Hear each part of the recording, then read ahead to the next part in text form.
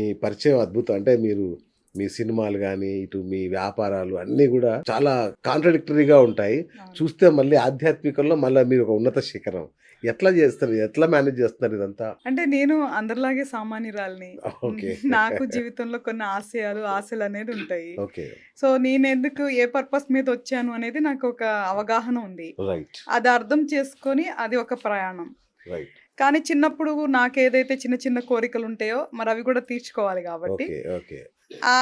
వ్యాపారంగా గానీ, వృత్తిపరంగా ఆ కోరికలు కూడా తీర్చుకుంటూ, ఓకే. రెండోది ఏదైతే మనం సర్వైవ్ అవుతాం కదా! మన బతుకు తెరువుకి ఏదైతే డబ్బు కావాలో, లేదు అంటే మన బాధ్యతలకి ఏదైతే డబ్బు కావాలో, అది అమాయకుల దగ్గర నుంచి తీసుకోకూడదు. ఓకే. ఓకే. నేను ఒకవేళ జ్యోతిష రంగం మీదే పూర్తిగా ఆధారపడితే నేను గూడా మారిపోతానేమో. ఓకే. అందుకే దాని మీద పూర్తిగా ఆధారపడకూడదు. ఓకే. సో, నాకు నచ్చింది డబ్బు వచ్చేది చేసుకుంటూ, జ్యోతిష రంగంలో కూడా నా సమయానికి డబ్బు తీసుకుంటూ, గ్రేట్. న్యాయంగా చేద్దాము అనే ఉద్దేశంతో ఇలా మల్టిపుల్ ఆర్ట్‌లో ఉన్నానంతే. వండర్‌ఫుల్. వండర్‌ఫుల్. ఒక విషయంలో మగజాతి మొత్తం మీకు రుణపడి ఉందండి. ఒక విషయంలో. మీ వీడియో ఒకటి చాలా వైరల్ అవుతుంది. అది చూసి మేమెంత సంతోషపడ్డాం. ఓకే. ఫైనల్‌గా మన కోసం గూడా ఒకరున్నారు. ఈ రోజు కూడా నా ఫాలోవర్స్ పంపిస్తూ ఉంటారు. పంపిస్తున్నారా? అసలు కొంతమంది కరెక్ట్‌గా అప్పుడు నేను శివదీక్షలో ఉన్నా. ఆ! కొంచెం అప్పుడు ఉన్నదానికి నార్మల్‌కి కొంతమంది గుర్తుపట్టట్లేదు గానీ, ఓకే. నేను ఇన్ని కరెక్ట్. వందల వీడియోలు, ఇన్ని ఆ! వందల మెసేజ్ చెప్తే, ఆ ఒక్కటెళ్ళింది. అది కూడా నేను యాక్చువల్‌గా సర్కాస్టిక్‌గా చెప్పాను పాపం అబ్బాయిల మీద. అవునా? ఆ అమ్మాయిని తట్టుకోలేక అంటే అది నా ఫీలింగ్. కానీ మీరు చాలా మనస్ఫూర్తిగా చెప్పినట్టు అనిపించింది. మనస్ఫూర్తిగానే చెప్పాను. అంటే ఆ అమ్మాయిని సాటిస్ఫై చేయటానికి అబ్బాయిల గురించి అది బేసికల్‌గా సర్కాస్టిక్‌గా అనిపిస్తది. కానీ నిజంగా మగవాళ్ళు మాత్రం గొప్పోళ్ళండి. థాంక్ యూ ఆ అండి. విషయంలో థాంక్ నేను యూ. చాలా థాంక్ యూ. జెన్యూన్‌గా చెప్తున్నాను. ఓకే. అదే గనుక నేను అమ్మాయిలని అనుంటే నా పరిస్థితి తెలీదు గానీ, ఆ రీల్ వైరల్ అయిన తర్వాత చూసి ఫస్ట్ నేను ఇట్లా గుండె పట్టేసుకున్నా. ఆ! నాకు ధైర్యం చాలలేదు కమెంట్స్ ఓపెన్ నిజంగా చేయటానికి. అవును. ఆ! కానీ కమెంట్స్ ఓపెన్ చేసిన తర్వాత, "నువ్వు దేవతవమ్మా, నువ్వు అదే నిజం గదా! చెప్పావు అమ్మ" అనగానే నాకు అప్పటికి ఎప్పుడు నేను జెండర్ బయాస్డ్ కాదు. ఓకే. మీరెక్కడ చూసినా కూడా ఐయామ్ ఆల్వేస్ నేను మానవ జాతి, హ్యుమానిటీ అని మాట్లాడతా. మగ, అవును. ఆడ కాదు అని. రైట్. ఇంకా ఎక్కువ గౌరవం పెరిగింది నాకు అబ్బాయిల మీద. ఓకే. ఇంత స్పోర్టివ్‌గా తీసుకుంటున్నారు. ఎంత స్పోర్టివ్‌గా ఉంటారు. అసలు ఆ రీల్ మీద కొన్ని వందల రీల్స్. నేనైతే హరిత గోగినేని ఫ్యాన్స్ అసోసియేషన్ అని పెట్టి దానికి ప్రెసిడెంట్ కూడా అయిపోయా. ఓకే. మనకు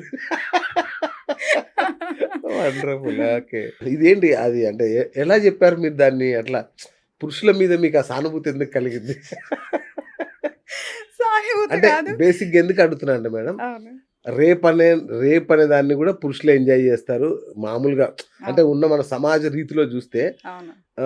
మామూలుగా జరిగే ఆహ్, ఫ్యామిలీ బంధంలో గూడా అవును. మగవాళ్ళదే పైచేయి ఉంటది. వాళ్ళే దాన్ని ఒక తమ హక్కులాగా ఫీల్ అవుతారు. హ్మ్. స్త్రీలు వాళ్ళు సాటిస్ఫై అయ్యారా లేదా గూడా పట్టించుకోరు పురుషులు. అవును. అంత ఉంటది వాళ్ళకి. ఇది మనది, నా సామ్రాజ్యం అన్నట్టుగా ఉంటది. అవును. అలాంటి వాళ్ళ మీద మీరు సానుభూతి ఎలా చూపించారనేది నాకు ఇప్పటికీ అర్థం కావట్లా. అలా కాదు. అంటే అమ్మాయిలేం చెయ్యట్లేదు గదా!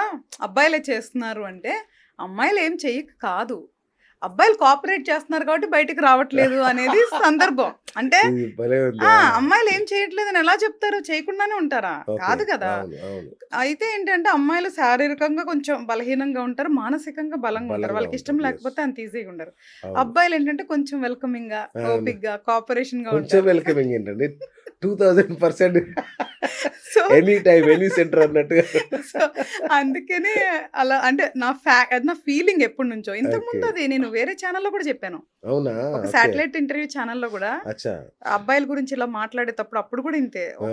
అప్పుడు కలకత్తా రేపు దానికి ఆ! ఆ! సంబంధించిన ఆ! ఇంటర్వ్యూ ఇచ్చినప్పుడు కూడా, అవును. అప్పుడు కూడా అందరూ మహిళా సంఘాల వాళ్ళు ఇట్లాగే మాట్లాడుతుంటే ఓకే. అక్కడక్కడ పర్సెంటేజ్ ఉన్నారు తప్పు చేసేవాళ్ళు. కానీ మగజాతిని మొత్తం అనొద్దు. ఓకే.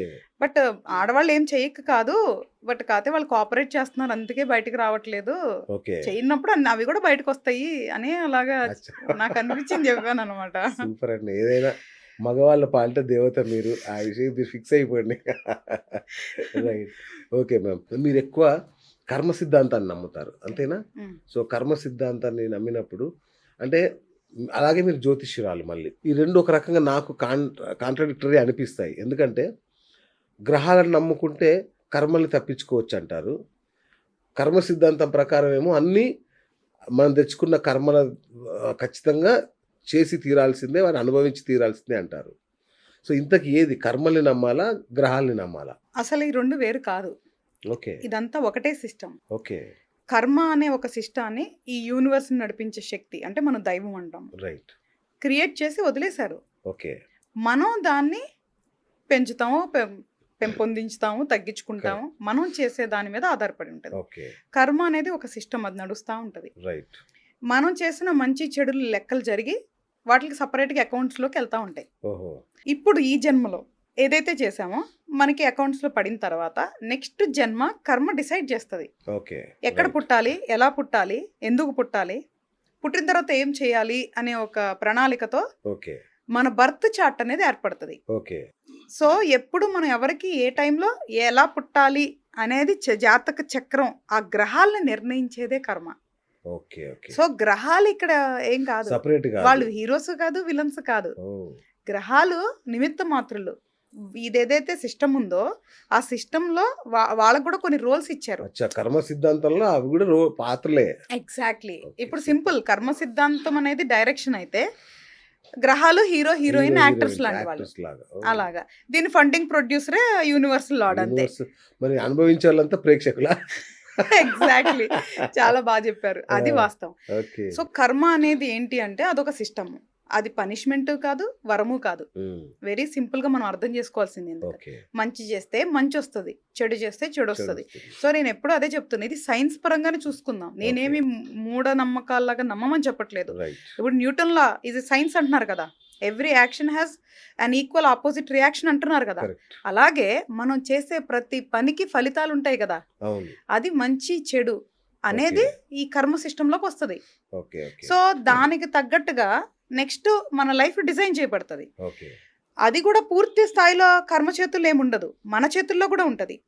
ఇప్పుడు ఇలాగా చెయ్యాలి, ఈ రోజున అలా చెయ్యాలి, ఇలా పుట్టాలి, అలా పుట్టాలి అనేది డిసిషన్ అయిపోయింది కదా. అవును. ఇక్కడ మళ్ళీ నేను ఏం చేయొచ్చు, ఏం చేయకూడదు అనేది నా ఫ్రీ విల్ ఉంటది. ఉంటుందా? 100% ఉంటుంది. ఉన్నప్పుడు కర్మ సిద్ధాంతం ఎట్లా అప్లై అవుతుంది? కర్మ సిద్ధాంతం ఎట్లాగంటే, ఇప్పుడు నేను ఏ తల్లిదండ్రులు పుట్టాలి అనేది కర్మ సిద్ధాంతం డిసైడ్ చేసింది. అవును. నేను ఎవరిని పెళ్లి చేసుకోవాలి అనేది కర్మ సిద్ధాంతం డిసైడ్ చేసింది. ఓకే.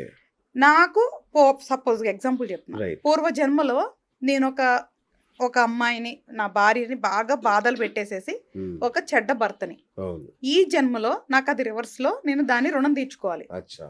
నేను బాధలు పడే భార్యని, బాధలు పెట్టే భర్త భర్త. రావాలనేది కర్మ సిద్ధాంతం డిసిషన్ తీసేసుకుంది. ఓకే. ఇప్పుడు నాకు బాధలు పెట్టే భర్త ఉన్నాడు, కానీ నాకు ఫ్రీ విల్ ఉంది.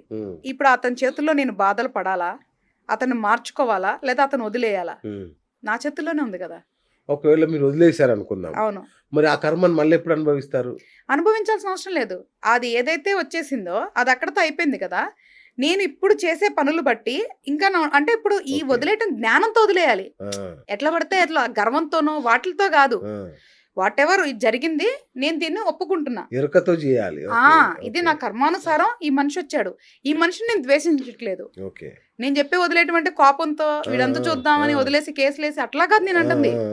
నా కర్మానుసారం ఈ మనిషి వచ్చాడు, సో ఈ మనిషిని నేను క్షమించేస్తున్నా. నేను చేసుకున్న దానికి ఈ మనిషి వచ్చాడు, ఈ మనిషిని క్షమించడం వల్ల ఇక్కడ నా రుణానుబంధం కట్ అయిపోతుంది. కానీ అక్కడ నేను ఉండాలా లేదా అనేది నా ఫ్రీ విల్. ఇక్కడ నుంచి ఉంటది. ఒకవేళ ఆ మనిషి నుండి ఆయన్ని టార్చర్ పెడితే నాకు ఆగామి కర్మ, అంటే ఇప్పుడు ఫ్యూచర్ కర్మ ఫామ్ అవుతుంది. నేను టార్చర్ పడుతూ ఉండేది నా ఫ్రీ విల్ కర్మ. సో ఫ్రీ విల్ అనేది ప్రతి విషయంలో ఉంటది. సంచిత కర్మలు అంటే మనం తెచ్చుకున్నవి కాదు. ప్రారబ్ధ కర్మ అనేది ఈ జన్మలో మనం ఏం అనుభవించాలని తెచ్చుకునేది ప్రారబ్ధ కర్మ.